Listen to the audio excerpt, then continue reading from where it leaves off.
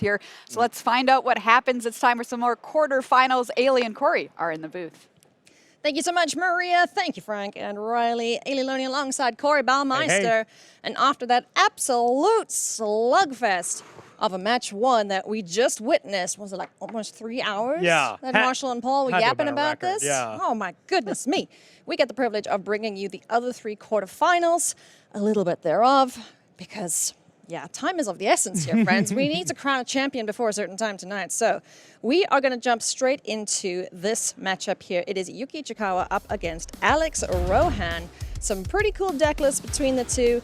What do you like from either player's decks here, Corey? Well, Alex's deck is very, very scrappy. It's a lot of colors. It's kind of all over the place, but there is some power. You know, Moon Girl is excellent. Iron Man, Master of Machines is great. Stature Size Shifter, I like that. And Solid Removal, but it is, once again, all over the place. Yuki's deck is quite strong, very powerful. Definitely like his chances more. And going in for the game 5, Yuki trying to pull off the reverse sweep here. He sure is. So yeah. This is game 5 that we've joined in here. Like Corey mentioned, Alex went up 2-0. Yuki Ichikawa is rallying, attempting the reverse sweep. So the sideboard has come into play here as well for these guys. So let's get underway. Yeah, and Yuki, of course, been around the top 8, been around the Magic scene forever. Alex Rohan was definitely in that category of best player to not have a Pro Tour top 8. I know he is probably ecstatic to be no longer in that conversation, as Alex is a phenomenal player as well. Yeah, and also in a draft top 8. You know, this is his bread and butter. He loves to draft. Yeah, I believe, second next to only Tony Portolon, and Tony Portolon's win rate is like 75% or something completely ridiculous. obscene. Yeah. Yeah. Ant-Man's Army kicking things off here for Yuki. Other side of the board, we have the Hydraulic Helper alongside Futurist Forge. Looks like Yuki's hand was full of gas there. I at least saw one Hulk Gamma Goliath there. It's got 2 of them. Pet Avengers. Oh, there's some removal Repulsor spells. Blast, Yeah. So Yuki's hand is stocked, just maybe not mana. So, I mean, I think if you can pick up a land here, that would be ideal. Yeah, definitely. Well, if we don't have a land, the treasure can blast this Kree Sentinel from orbit. Yeah, and that's definitely valuable. Alex's deck is not extremely fast, and ooh, that was a land there. I saw Hulk Smash as well, so a plethora of great options here from Yuki. Yeah, now it's, you know, would you like to develop your own board stage here for Yuki, or do you want to try and slow Alex down? That Hydraulic Helper certainly getting the artifacts out ahead of schedule, but decides Repulsor Blast is the way to go, and Alex will take 2 because of teamwork. Yeah, I like getting the big body off there, just in case there is any way to interact to keep it alive, or of course, if you just try to play a creature or something, Alex could play Cosmic Cube, and you're just kind of really in a lot of trouble. Something like that gets going. I think 2 of our players had Cosmic Cube in their pools, so not too shabby. I'd love to see that cost and an attack happen, because certainly one of the more powerful mythics in the set. Definitely. And everybody's deck looks pretty scrappy. I do think Yuki has one of the better decks here in the top 8. But hey, that's what's going to happen at a Pro Tour top 8 draft, where these players have been playing so much limited. They know exactly what good cards to take. The general heuristic of draft is take all the best cards early. So if everyone's doing that, well, there's not many good cards left by pick 3 or pick 4. For damage is dealt here. We are going to crack that Futurist Forge, draw 2 cards, and I believe these 2 critters will trade. So no more artifact discounts, and we will see Gamma Goliath, the Hulk himself, hit the board. And there's plenty of power up in Yuki's deck to actually utilize this ability. Most of the time, this is just a 5 mana, huge creature, 6/5 creature, and then whenever you get it to 8, you know, you just supercharge it. But thing in the ice. Trapped in the ice is excellent. It is here. a thing in the ice right now. Yeah, definitely. So that's taken care of. And, you know, the big body, though, is still a little concerning because of the fight spells that we see. Oh, my gosh. But She-Hulk coming in with a save, helping Bruce Banner out there, getting him out of the ice. I was just going to say, Frozen in Ice is not safe against Yuki's deck. Yuki has She-Hulk and 2 Gorillas, so that is not a very safe removal spell at all. Sure ain't. Now, look at this exchange. Like, most of the time when you destroy something like this, maybe you got to recast the card or something like that, but now you just have 2 gigantic bodies on the battlefield. that is going to be really threatening here from Alex. Yeah, you know, the discount, it's going to come into play, like you mentioned, because there are a couple of power-up creatures in there. Oh, all right. We're Avengers disassembled, killing off a land. So that'll prevent the Ruinous Wrecking Crew from coming into play, at least for the time being. Yep. Yes. All right, okay. And I mean, that was still 2 for 1-ing a creature that you already put a removal spell on. So technically to deal with that, Alex just put 3 cards to fully deal with it. So, I mean, an incredible exchange for Yuki. This is going to be a very tough game for Alex to win. Yeah. It's going to be. But you know what? That problem he just solved came back because Yuki had the second copy. Yeah, and that's also a nightmare. But once again, you just got to fight through both of them. That card will win you the game. And what, we're already up to 7 mana. So next turn, you can attack for 11 with that creature. Cool alliance needed here for Alex. A clean answer to these massive creatures. It needs a But creature yeah, to he team needs it a up creature first, for teamwork, though, yeah. Good grief. Unless you can get Abomination out when Yuki's tapped out. Fight it. Yeah, either way, Alex kind of pausing here probably says it all, as just a land pass has to just really lead to this really nice Jund deck that Yuki has assembled here. I mean, this attack is going to hurt. Yeah. Let's see if he... 5 1/1 counters on him. That's his power ability. Yeah. All right, depower. It does cost 8, so Yeah? we're 1 mana off there. Yeah. Yeah, so depowering him a little bit, -4. Very thematic. Yeah, it is depowered for now, but usually depower is at its best when it is targeting a creature you're blocking, so that it acts as kind of a removal spell where you get to kill it and draw a card. But Alas. man, Good grief. Here come the Pet Avengers and their controller. And that is the handshake from Alex Rohan. Yuki Ichikawa with the reverse sweep in spectacular fashion, making the Gruul deck look good. yeah, and I bet even after the first 2 where Alex won the first 2 games, still they both recognized who has the better deck here, and it was probably pretty close still as far as win percentage of who would take it down. But big congratulations to Alex making it this far. Yeah, I mean, absolutely. like I said, phenomenal player. Awesome to watch him here, and congrats to Yuki to make it. Yeah, Yuki could not believe it. You could see he was just astounded that he was able to pull that off. So Reverse big sweeps congrats. don't come every day, that's They for don't. sure. They don't for sure. So that is an excellent achievement there. On to the semifinals. Let's have a look here at the bracket and see how things are shaping out thus far. Timo Bertram, after an absolute slugfest of a game against Ken Yukihiro, will now face Yuki Ichikawa. That's going to be a good Woo, match. that's going to be a good one. Let's see how the rest of the quarterfinals go. Eduardo Sajgalik up against Bernardo Torres. This should be another good matchup here between these 2 players. Eduardo was the only player who drafted a straight 2-color deck. Okay. Yeah, he was given all of the red and the white cards, and he said, you know what? This is a deck. Okay. Yeah, and for Bernardo's side of things, he's playing black, red, and green, so going to attempt to Jund him out. Just the 1 green card he's splashing for in Wolverine, Fierce Fighter. Very powerful card for sure. And Eduardo largely, had to be considered the favorite going into this, as he is the kind of drafting coach for his team. And I mean, the deck looks great. Hyper aggressive here. I like it. Love Jessica Jones. Just really low to the ground. Creatures 2 hero in training and 3 blazing crescendos. I mean, here. if that 2-drop slot doesn't tell you what Eduardo's trying to do, then he's built it wrong. He's definitely trying to go faster, trying to take advantage of these clunky mana bases that the rest of the top 8 seems to have, stuck together. Bernardo Torres, like we mentioned, Jund-ish, Wolverine, Fierce Fighter, definitely worth splashing for. Plenty of nice removal. He's got Mjolnir, Hammer of Thor there, so that might be pretty critical against all of these little idiots that Eduardo's playing out. And a nice little combo there. There was Hawkeye with 3 of the 1/3 robots where, you get to supercharge it. And, I mean, black-red kind of viewed as maybe the worst color combination.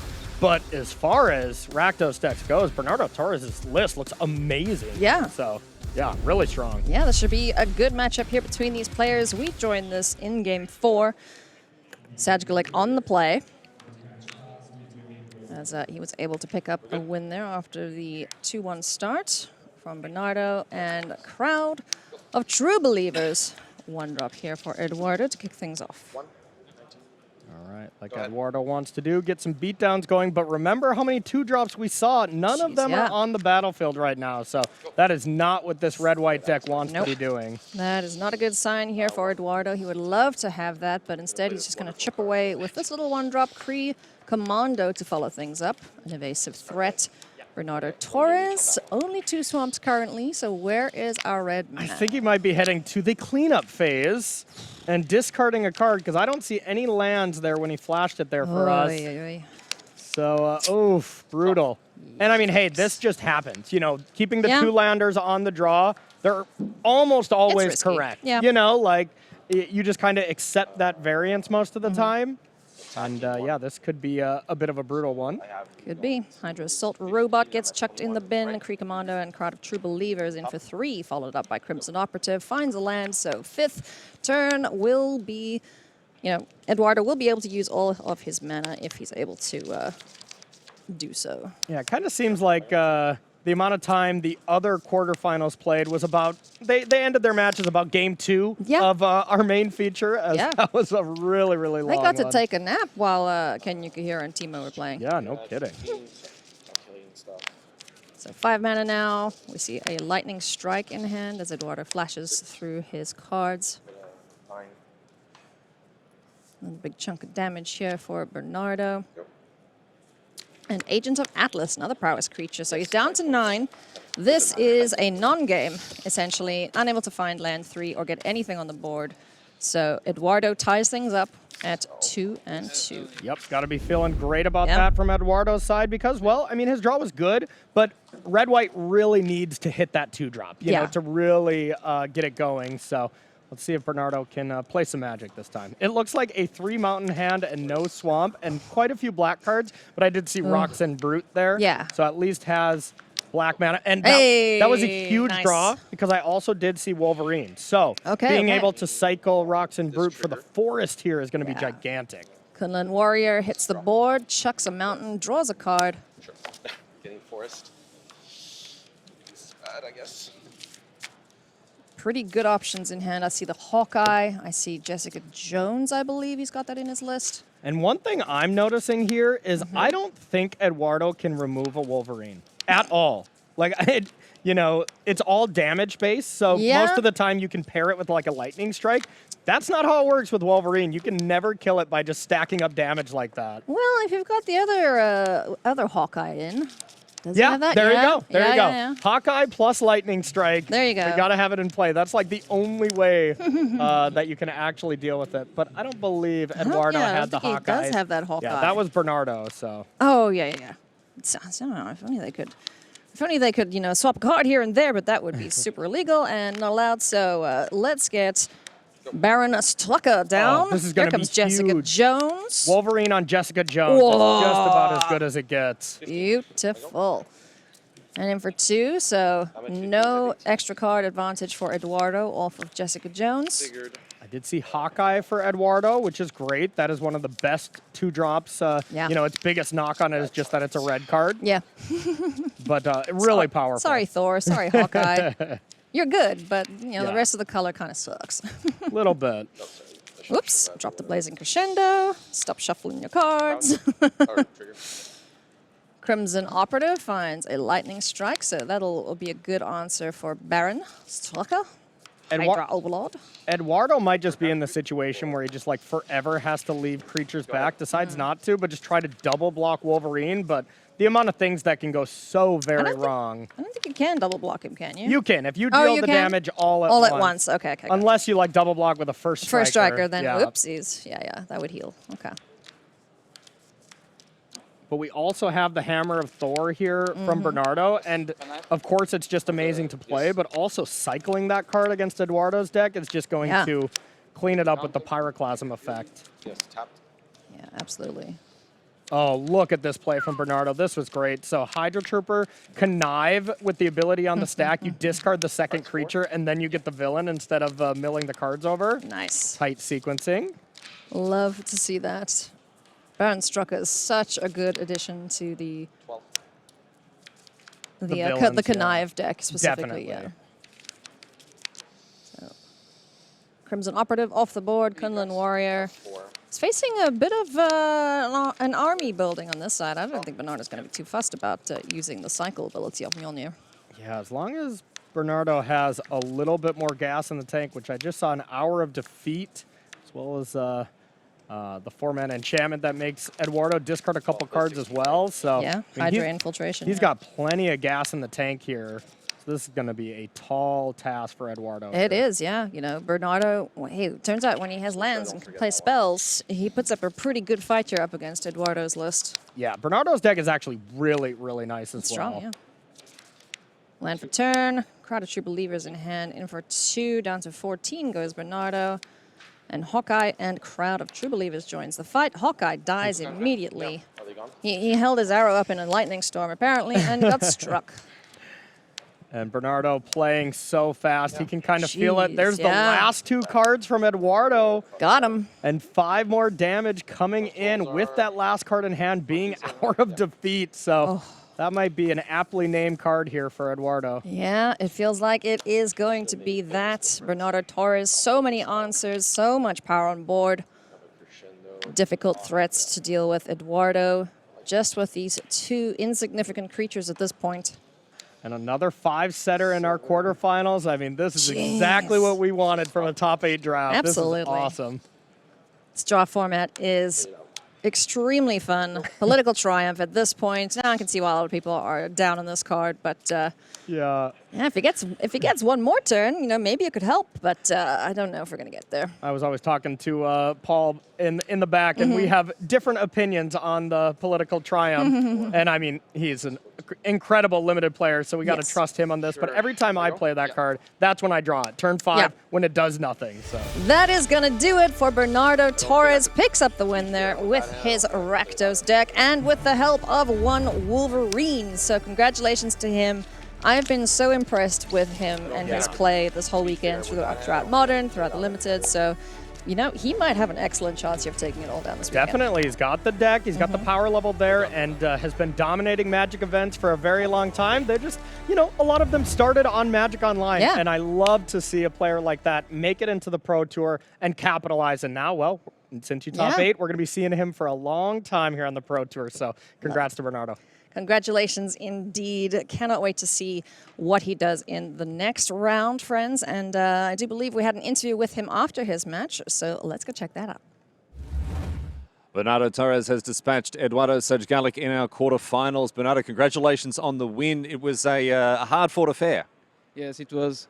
We went 3-2. Eduardo is a very good limited player. I'm just happy that I could manage to win it in best of 5. Tell us about the draft and how you feel about your deck after it came together. I don't like my draft very well, even though it's the best of my drafts in this entire weekend. But I feel always confident. Eyes on the prize. I will try to get there. Do you think that your deck could go 3-0? I mean, you know, for all the confidence in the world that you may have, do you think the cards will help you get there? Let's see. With some help, we always can do it. I like the self-belief. Bernardo, congratulations on the win. Best of luck in the semis. Thank you.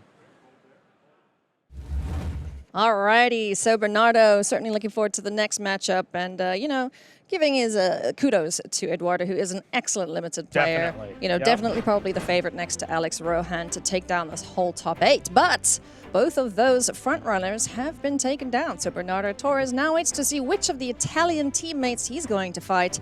Will it be Lorenzo Gruppi or Mattia Oneto?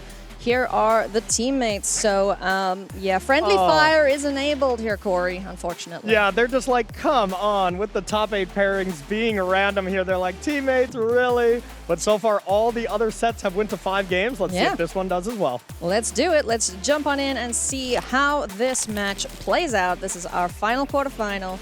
Lorenzo Gruppi's deck playing a pretty good mishmash of the villains. Got Madame Mask, we got a Killmonger there, Yep. Hour of Defeat, and then a lot of 2-drops. So this looks like a pretty strong deck just at a quick glance. Yeah, pretty strong one. Another one of those decks that's kind of all over the place as far as colors go, but when you're playing against this many great players, it's kind of what it is. But Yeah. ooh, this is a really nice looking Bant deck. There's Jennifer Yeah. Walters in the 2-drop slot. Storm is phenomenal. Kazar I love as well. So yeah, this looks really, really nice there.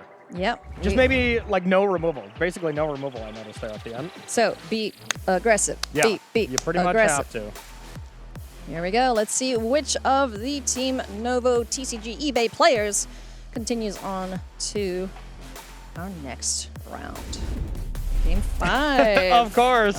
Of course we get a Game 5. Wow, incredible. Oh my goodness. And as we join this, friends, they have been at this. You'll probably be able to determine this from the amount of things on the board. Yeah. 25 minutes already they have been playing this game. Unreal. Cosmic Cube, I am noticing on Lorenzo's side. That's got to be a big advantage. And, Agent Phil Coulson, pretty dang good card when it lives this long. It clearly hasn't put that many counters on, but Agent Phil Coulson with Captain America is quite the beautiful. combo. You get to do it twice every single turn, so. That's what I wanted to see in one of our featured drafts. I'm not sure if it was Nathan or Martin use it, but that along with the guys that tap, the teamwork friends, it's just so good. It's definitely a Martin Juza card for sure, Agent Yeah. Phil Coulson. But yeah, gotta think, at 6 though, we kind of gotta look, how many flyers does Lorenzo have? And I'm got the- seeing, Well, the Flyers don't help even because Storm shuts them off, huh? yeah, I But suppose. Cool Alliance, hell yeah, that's an answer to that. Unlock the Flyers, get in the way of that shield deployment drone with the spy kit attached to it. Yeah, that's excellent. Now you do have the flying ant to be able to block the drone, so they could trade. But of course, there it looks like we have a tapper. The tapper, Hate that Roft security officer. against Captain America, you just have to tap, not on Lorenzo's turn, Yeah. which can be a problem. Otherwise, well, your tapper kind of does nothing. So this is smart. Lorenzo could lose this game in the air with just a tap down Yeah. during the main phase and then attack for 3 flying type things. So I like getting aggressive here. Yeah. Yeah. Pseudo vigilance on all the creatures thanks to Captain America, Living Legend. Certainly one of the most sought after gold cards in the uncommon slot. Yeah, and I suppose there'd still be a Cosmic Cube trigger on the stack. Yeah. We have a ton of creatures attacking. Agent Phil Coulson's going to activate twice. This could just be getting close to lethal here in favor of Lorenzo. Yeah, also Mattia's tapped out, so you've got 2 critters to shove in the way of the biggest dudes. All right. So Captain and Agent 13 get counters on them. Untap, do it again. Pretty good. Yeah, not too bad, huh? Pretty good. Agent 13 very much wants 1 creature to attack, but when you can just send them all sideways and win the game, Yeah. that's usually better. In this case, stealth is not the name of the game. Exactly, yeah. And then here is the Cosmic Cube for just Lordy. basically anything. So, yeah, this looks like Lorenzo has this 5, yeah. ready to go. And for people who haven't seen the entire broadcast, Lorenzo was one of the 7-0 players playing against Martin Juza to see who was going to be the lone undefeated player. So he can cost something 6 or less. I don't think he has anything else at 6. Oh, my goodness. There's a Widow's Bite that could move the blocker out the way. Yeah.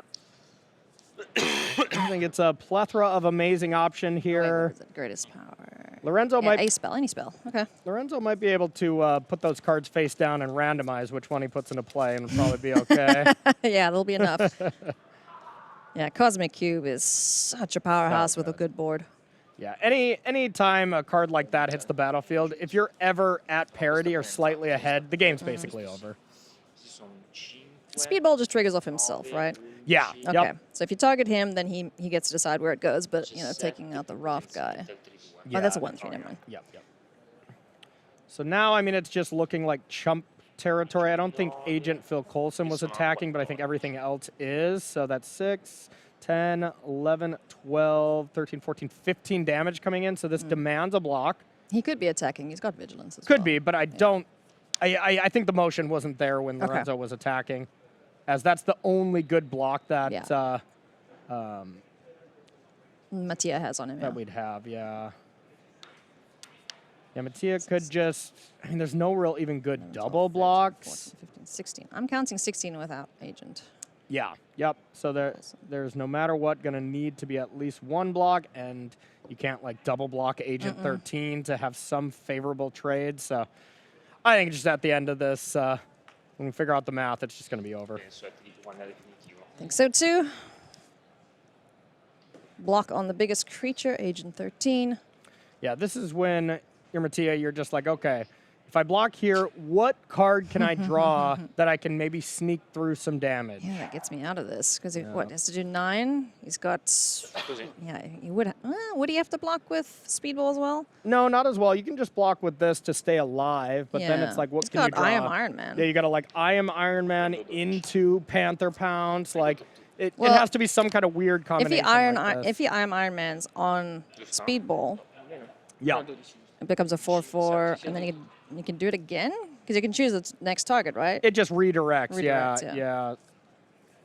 But there is only one Yeah. flyer, so I mean, like you need a removal Yeah, spell yeah. for the flyer, and then I am Iron Man. So Ooh, okay, let's see. Can you cobble something together here with Speedball? Sacking a This is clue. Mani's hero, by the way. yeah, sacking a clue is probably not the best start. That is gonna do it here. A team kill, unfortunately, between Mattia, Oneto, and Lorenzo Gruppi. But Lorenzo Gruppi is going to advance. So big congratulations there. A stellar performance by this team. They can Yeah. be incredibly proud of what they've achieved here. Yeah, it's always unfortunate in the top 8 where you got to play against the only Yeah. other teammate. But on the bright side is no matter what, you get a teammate into the top 4. Hell yeah.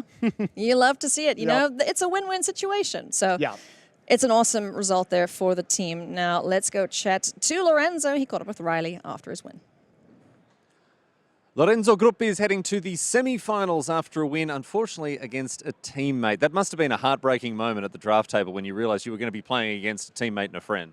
Yeah, while sitting, we didn't even know who we were playing, and then I was seat 4, and every name got called, and yeah, the last one was my friend Mattia, and yeah, it sucks that we had to play, but at least one of us is in the semis, and hopefully I can go further. You can go further. Well, let's talk about the deck that you're taking through the top 8 here.